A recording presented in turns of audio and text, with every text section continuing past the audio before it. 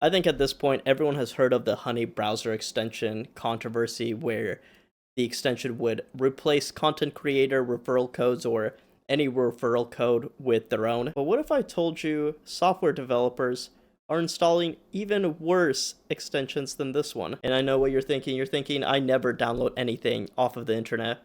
And I'm actually keeping my browser very safe, very clean. I don't even click those phishing emails at my workplace. But I'm not talking about your browsers. No, I'm talking about something even more sacred to every developer, and that is your code editor. I'm going to go out on a limb and say that the majority of you watching this video are using or have previously used VS Code. And that's not just me assuming. In 2023, a Stack Overflow review came out, and about 73% of developers use VS Code, and I bet that number's even higher now. I even use it. I'm not ashamed to admit it. Even though I would love to be a Neo Vim Chad, I still use VS Code for work and for my own personal projects. And I'm not even a hater. I actually really like developing in VS Code. I've learned all the shortcuts and it has some intuitive features. And its most beloved feature, the reason most developers turn to VS Code, is its vast extension marketplace. These extensions let you pretty much do anything you want with VS Code. You want to make a Python script? You can. You want to work in C++? You can. You don't want to open up your calculator app? Well, perfect. There's an extension just for that. Ask any developer you know, and they'll have 50 plus extensions installed, half of which they don't even know what they do because they haven't used them in so long. And I'm guilty of this myself. Now what if I told you these same VS Code extensions can execute unknown malicious code in the background of your computer, can collect data about you, including the place you work, and it can steal your code and send it to external servers controlled by hackers. In 2024, a group of developers were able to infiltrate 10 multi-billion-dollar corporations, including one cybersecurity firm, by creating a fake VS Code extension. And the way they did it was honestly shockingly easy and disgusting on the part of Microsoft. First, they started by copying the code of an open source theme named Dracula. And Dracula is actually close to my heart because that is the theme I use for every single one of my editors. Here's the thing, they took that code one for one, exactly, from Dracula. The only addition they added was a little bit of malicious code. Now that malicious piece of code would grab the hostname off of your computer, the number of extensions you have installed in VS Code, the domain name you're on. So if you're on a corporate computer, if you're on a work computer, it would grab your company's domain name, like google.com if you're working at Google, or yahoo.com if you were working at Yahoo, and then it would send all of that data to an external server controlled by these developers. The developers were then able to publish this code under the name Dracula Official. To make this extension look even more real, they were able to link the GitHub that shows up on every extension to the link of the real GitHub account of the real Dracula theme, not to the malicious code that would be installed on the user's machine.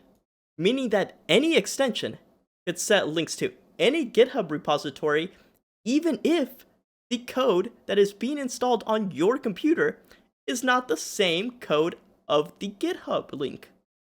These devs took it a step even further.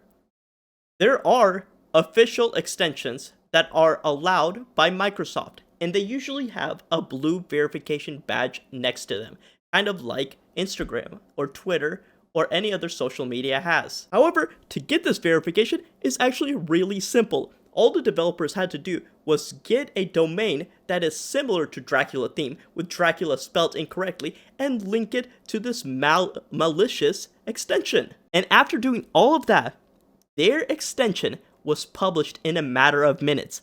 Not weeks, not days, not hours, in a matter of minutes. On the first day of this extension being up, they had 100 plus installs, and they were on the very first page when searching for this popular theme. And the craziest part is, they were the only verified theme, so they looked like the most legitimate theme out there. This theme was installed by developers in multi-billion-dollar corporations, including the cybersecurity firm I mentioned before, and by developers inside of judicial systems around the world. At some point, this extension was doing so well and was so successful that it was featured on the trending page of Microsoft's official VS Code homepage, which was visited by 4.5 million users a month. These developers didn't have malicious intent. They were just creating an extension to see how easy it was to bypass VS Code's security. Now let's take a look at some real malicious extensions that are currently live in VS Code and are being used by real developers. Let's start by taking a look at the Zoom extension that allows you to take and make Zoom calls inside of VS Code. Just at a quick glance, it looks really legitimate. It has Zoom as the name of the extension, and if you search for it in the marketplace, it's under the Zoom search, and it's the very first result. Looking further into it, you can even see that it's under Zoom Communications Inc. as the publisher, and has a full description saying that, hey, you know what, you can make and work with developers directly through Zoom in VS Code. So far, nothing is setting off any red flags. This looks like an official VS Code extension created by Zoom. Let's take a look at the marketplace entry for this extension. If we take a look, it has a GitHub repository link that goes to the official Zoom Communication SDK. This is actually hosted by Zoom themselves. Now let's check out the publisher itself, Zoom Communications Inc. Everything here is pointing to official Zoom, Twitter, and GitHub repositories controlled by Zoom. These are their official social media links. You can even see that the domain is going to zoom.com, the official Zoom website. However, this extension is not created by the Zoom team. There is no official Zoom VS Code extension. This is actually malware. If you install this extension on your computer or your work computer, it will actually open up a secret child process in the background, and it will send your data to a secret Russian server. Yep, you got that right. This extension is actually malware that is sending data to a server based in Russia. And I can't blame any of the 200 developers that installed this, besides the fact that they're zooming inside of VS Code, which is a completely different topic. Everything here seems like it's an official Zoom app.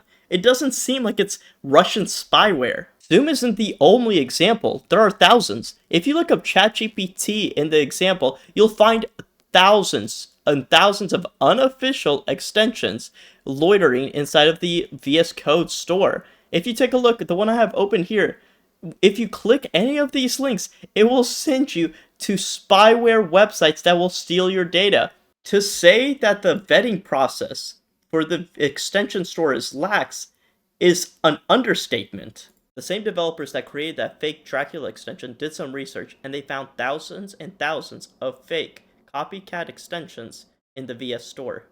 Those extensions total to 7.7 million installs by developers. Some of these extensions aren't even copycats. Some of them do as intended, but they still contain malicious code that runs in the background of your computer and steals your data. Now, you're probably wondering to yourself, what is Microsoft doing to stop these fake extensions? Let me check my Palm Pilot. Look like I ain't doing shit. Currently, the only restriction Microsoft puts on extensions is you can't manipulate the VS Code DOM. There is no restriction on executing code in the background, sending data to remote servers, or bypassing their verification process. Right now, there's a GitHub issue pending requested by VS Code users to set some kind of permission boundaries within VS Code. The GitHub issue is requesting some kind of pop-up or notification of what data each extension will access once you're installing it. It's kind of similar to what we get on our phones before we install an app. However, this issue has been open since 2018, so it's unlikely that Microsoft will ever create something like this. And the most ironic thing from Microsoft is this official documentation explaining how can you trust extensions from the marketplace. Microsoft recommends that you check ratings, reviews, Q&A, issues, repository, and licenses, and make sure that it is a verified publisher, which we all have seen can be manipulated and faked. In the end, our Lord and Savior Microsoft is not going to do anything to help protect us. And as we've seen, we can't even trust the entries on the VS Code marketplace. But we know the true way of getting rid of this issue is uninstalling VS Code, opening up Notepad++ or Vim, and developing like developers used to. I know none of you are going to do that, so just subscribe to this YouTube channel and I'll keep us informed of the next malicious Russian spyware attack. Thanks for watching and make sure to hit that subscribe button.